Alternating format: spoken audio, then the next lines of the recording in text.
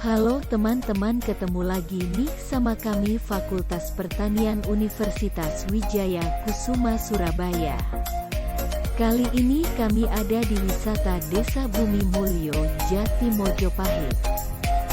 Kunjungan ke wisata Desa Bumi Mulyo, Jati Mojopahit merupakan kunjungan yang terakhir dari praktikum napak tilas yang diadakan oleh dosen Insinyur Muhammad Thohiron, Magister Pertanian.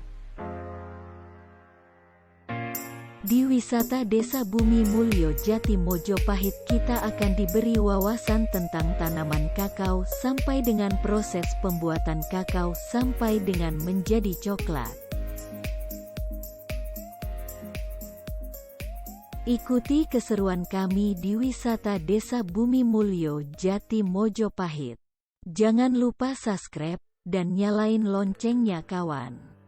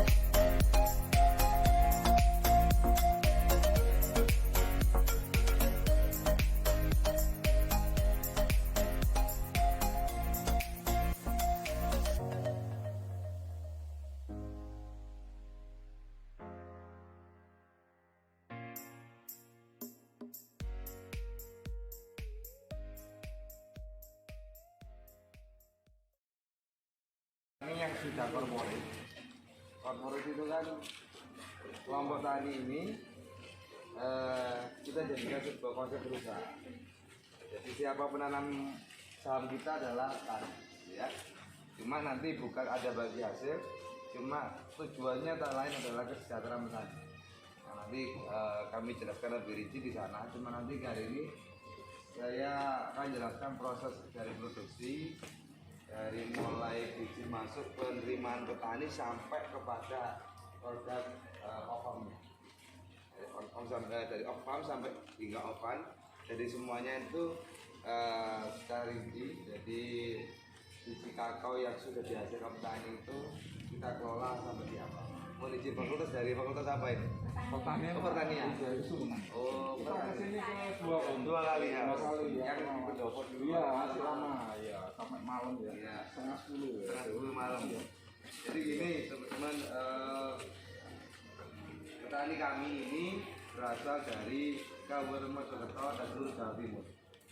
Seluruh Jawa Timur kita kumpulkan. Kebetulan saya sebagai sekjen APKI di Jati, Asosiasi Petani Kakao Indonesia, Dewan Pimpinan Wilayah Bali. Kami juga memegang resi gudang kakao di Jawa Timur. Jadi seluruh hasil kakao yang ada di Jawa Timur dilarikan ke kita semua. Kapasitas kakao di Jawa Timur ada pernah yang menghitung? Dan teman-teman belum ya. Kapasitasnya itu adalah paling minim 60 ton. Paling minim terjadi. Itu adalah hasil dari pembelian yang kita lakukan yang melalui program resi gudang. Jadi kita kerjasamanya dengan kurang lebih 170 kelompok tani dan asosiasi di masing-masing wilayah. Seperti itu. Jadi gini, petani ketika datang ke sini itu kita melakukan standarisasi biji melalui SSI. Jadi kita sudah pegang 2 SSI Yang pertama SNI biji kakao yaitu SNI 2323 tahun 2008 amandemen 1 tahun 2010 itu adalah SNI biji kakao. Kalau SNI kakao bubuk itu adalah SNI 3434 itu adalah kakao bubuk. Itu SNI yang sudah kita dapatkan dari LS Pro Agri Mandiri Lestari di Jakarta. Alat yang perlu diketahui pertama kali biji masuk itu adalah sortasi dulu.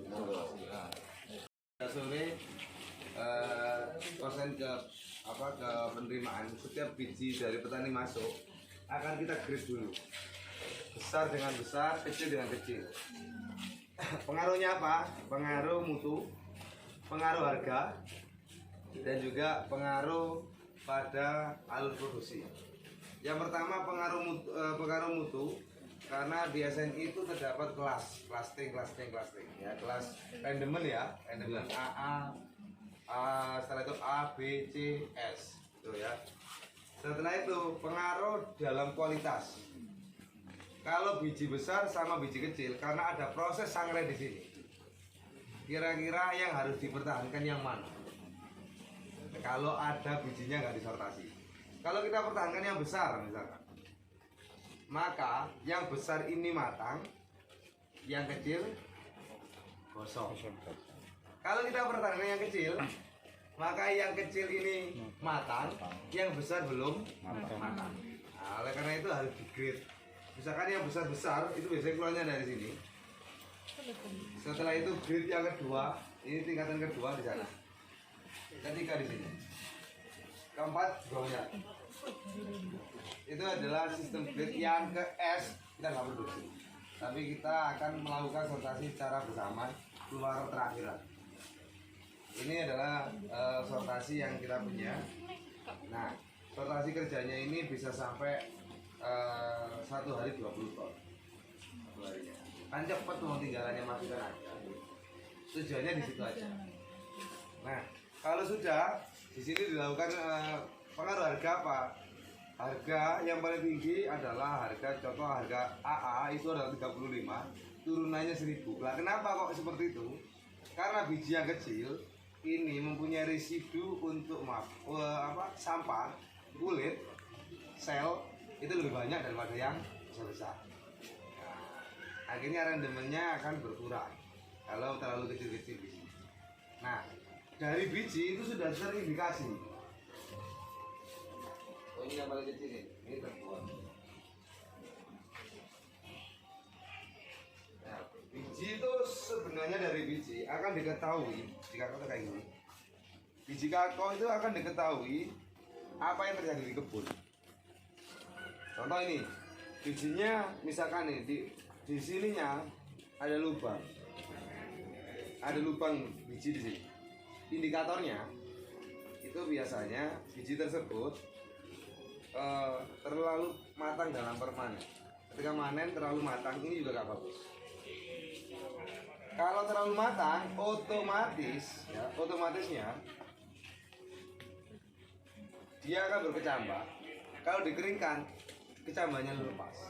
Sehingga ini indikatornya panennya terlalu lama, terlalu tua. Setelah itu bijinya kecil-kecil. Ada 2 indikator. Kalau nggak sering pemangkasan atau sanitasi yang dilakukan di kebun, itu biasanya pemupukan kurang nutrisinya. Jadi ini indikatornya. Ada lagi biji ini pecah-pecah atau istilahnya kena potongan parang atau istilahnya benda tajam kayak sayat, kayak apalah, terus sayat lah. Indikatornya apa ini kira-kira? Indikatornya PBK-nya tinggi. PBK itu kan penggerek buat tanaman. Ini biasanya tinggi. Kenapa kok tinggi? Ketika PBK ini menyerang pada buah, otomatis dia akan menjadi keras dalamnya. Kalau keras, nggak bisa dibuka. Petani caranya membuka harus dibelah dengan parang. Sehingga bijinya banyak yang terluka. Nah, biji yang terluka ini indikatornya PBK-nya tinggi. Makanya harus dikendalikan. Nah, dari situ sudah kelihatan semuanya keadaan di kebun kecil, dan ini akan kita bagikan kepada petani. Pakai solar dryer untuk istilahnya menghilangkan uap di dalam karena dimensinya kecil.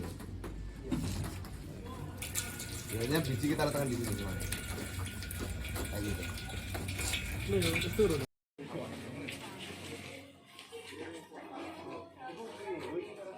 Kecil, batu kecil. Ya, lanjut lagi. Oh, ini. Seharusnya biji itu ketika dibuka, dia itu berongga. Nah, kalau berongga otomatis panasnya sampai ke dalam. Kan? Akhirnya penguapannya bisa habis. Beda kalau mereka nggak difermentasi. Kalau difermentasi, maka terjadi yang namanya dari perubahan glukosa itu akan berubah menjadi alkohol. Alkohol ini membelah yang di dalam, sehingga terjadi bisa untuk disesuaikan. Kenapa kita buat tumor gini? Kalau dia sudah selesai, tinggal narik aja. Nah, yang atas pindah ke bawah, yang bawah pindah ke atas. Kayak gitu. Pak, tapi kalau dijemur itu nggak sama saja, Pak? Nggak bisa. Apa dijemur? Dijemur itu akan mengurangi kadar, bukan, akan mengurangi kadar kering. Kadar kering, ya. Oke, kering namanya, tapi kadar airnya masih ada. Harus dibedakan antara kering dengan kadar air. Kalau kering itu adalah luarnya, kalau kadar air dalamnya. Cuman orang kalau jual-jual itu gitu, Pak. Gimana? Tetap ini dikeringkan. Nanti bawa sini lagi gitu. Iya, harus dikeringkan. Kenapa harus dikeringkan? Ya tetap harus dikeringkan, nggak bisa dijual basah. Tapi sebelum dikeringkan harus diproses fermentasi. Tugasnya untuk mengurangi pejal atau kadar air di dalam. Karena apa? Kalau nggak difermentasi, sampai kapanpun tidak akan bisa mencapai kadar air di bawah 7. Pasti sudah di atas. Kenapa kok masih di atasnya? Kan dalamnya pejal. Airnya ini tetap masih di dalam. Nah, kalau airnya masih di dalam nggak bisa dia kering. Kalau nggak bisa kering, otomatis yang terjadi apabila ada glukosa kecampuran dengan air, yang terjadi adalah perkembangan biak mikroba yang jelek. Akhirnya apa? Jamur, apalagi dan lain sebagainya. Ini yang terjadi. Akhirnya apa? Harganya jatuh. Jadi itu, Pak, kalau yang dari pengepul itu fermentasi lagi. Enggak, dari pengepul. Enggak ada kita dari pengepul. Jadi gini, kami kan dari kelompok tani. Tujuan kami adalah korporat, ya. Korporat itu selain kita buat perusahaan, kita juga mangkas mata rantai.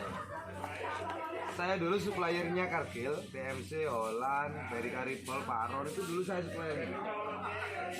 Kita orang Indonesia nggak bisa merdeka.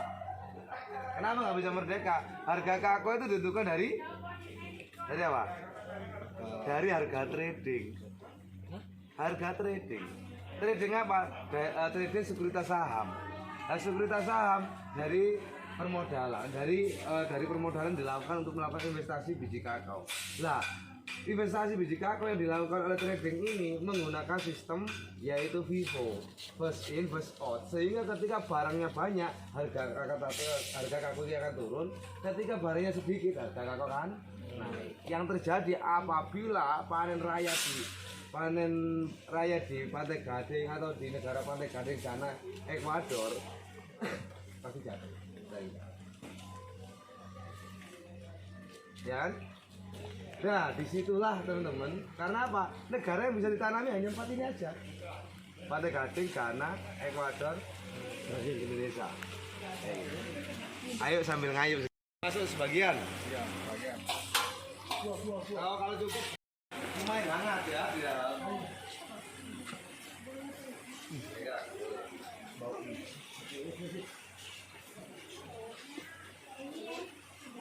Belum disertasi karena kadar airnya masih kurang, tetap kita jemur dulu. Sulawesi 1, kalau Sulawesi 2 kan MCC 12 ya. Kalau Sulawesi 1 MCC 11.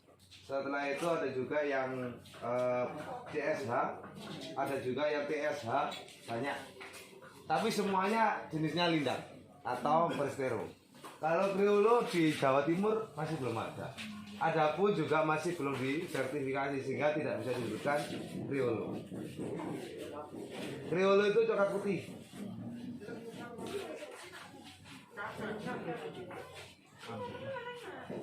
Nah ini ya kalau kita di sini terus menerus ya agak berkeringat ya. Apa? Ini belum kering.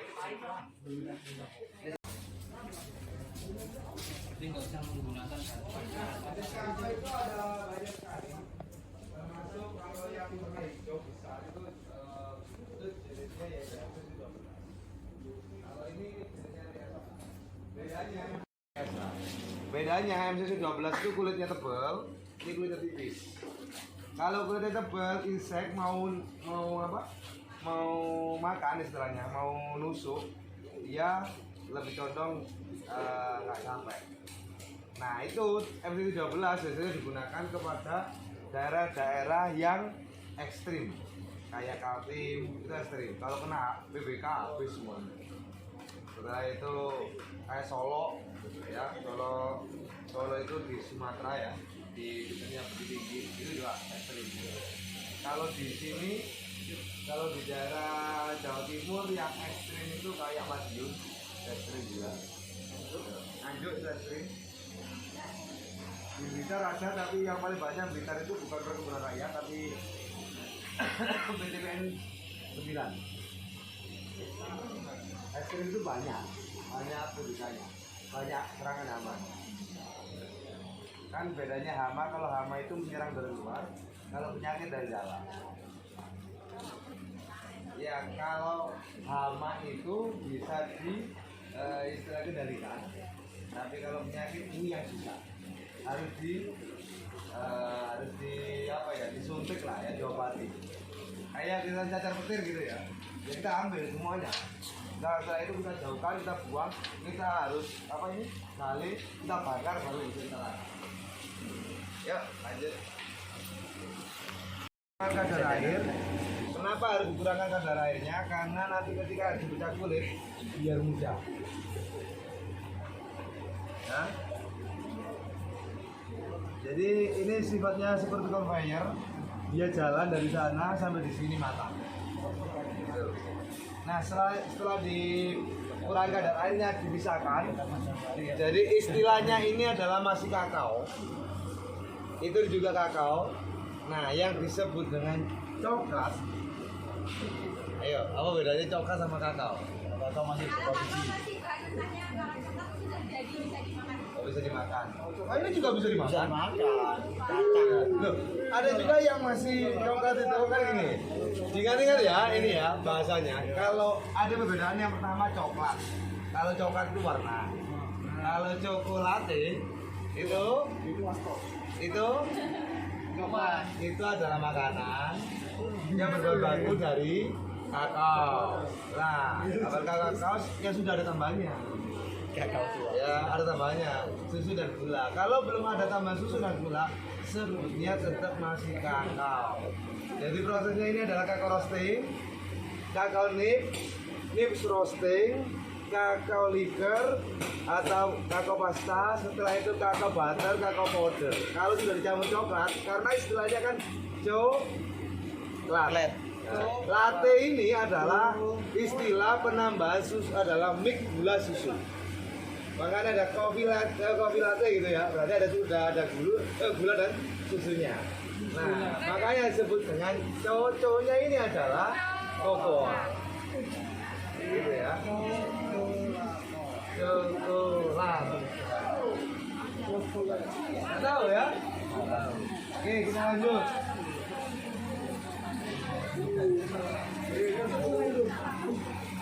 Ini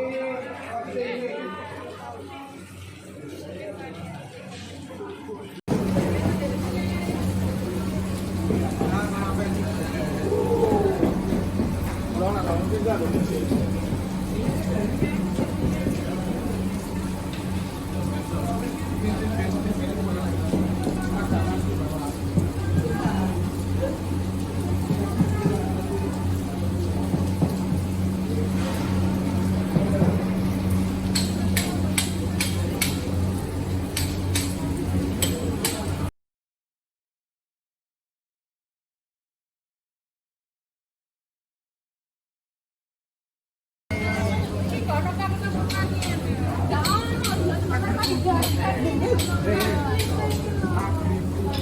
awas, awas, awas, awas, awas. Awas, awas. Pajangan juga aku pajangan. Iya, pakai toh. Jadi press ini minyak tadi dimasukkan kantong kayak gini. Pasta tadi dimasukkan kantong. Setelah itu dimasukkan dalam mesin ini, dia dihidrolik dari bawah. Kekuatannya sampai kelihatan dari sini 60 bar. Suhunya kelihatan dari sini juga 30 sampai 30 yang bottom up dan sampai atas. Dan keluarnya minyak dari situ. Itu netes itu adalah minyaknya. Ya, minyaknya yang punya kelebihan. Suhu lelenya 30 derajat. Jadi kalau digunakan lipstick, glowing.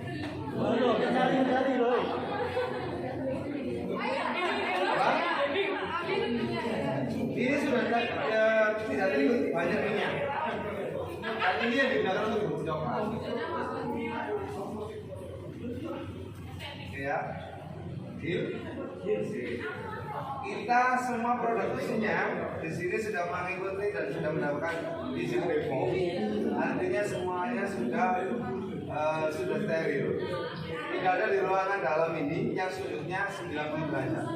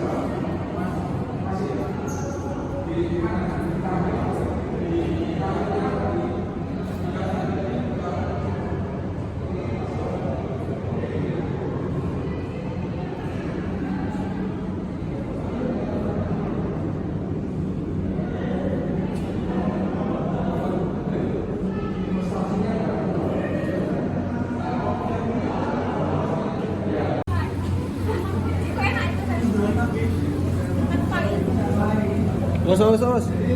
Awas, awas.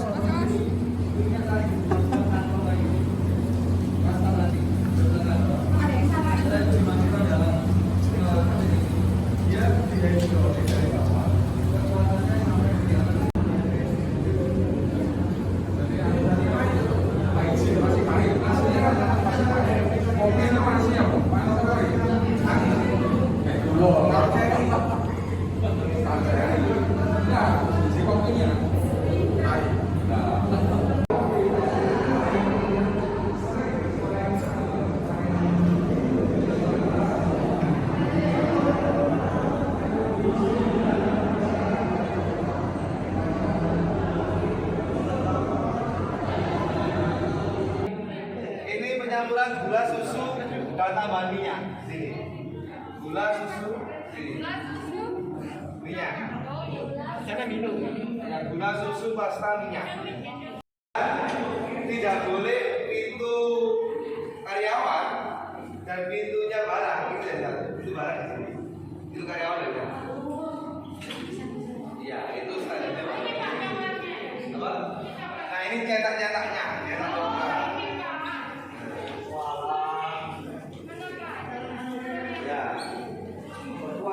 Ya, jadi ini semuanya dalam semua kita nggak boleh masuk. Steril. Jadi sebelum masuk pun anak-anak harus mandi dulu.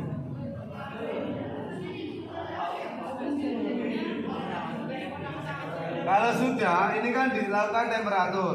Temperingnya suhu lelenya 40, dilelehkan suhu 40, diturunkan sampai 30 dan sampai 29, baru dicetak. Dibukukan dengan suhu 2 derajat. Setelah itu baru di packaging. Ini proses packaging. Di sini juga kalau sudah di sana akan dilakukan pemasan awal. Kalau sudah warna hijau.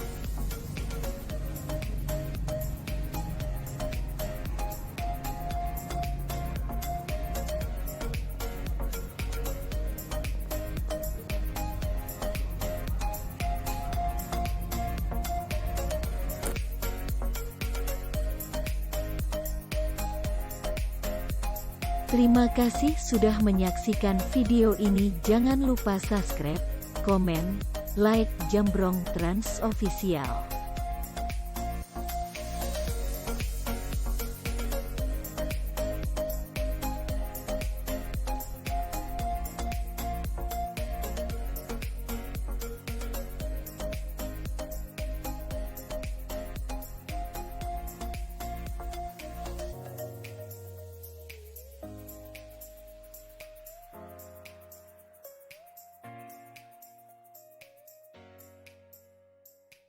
Pertanian Bangkit, bangkit, bangkit.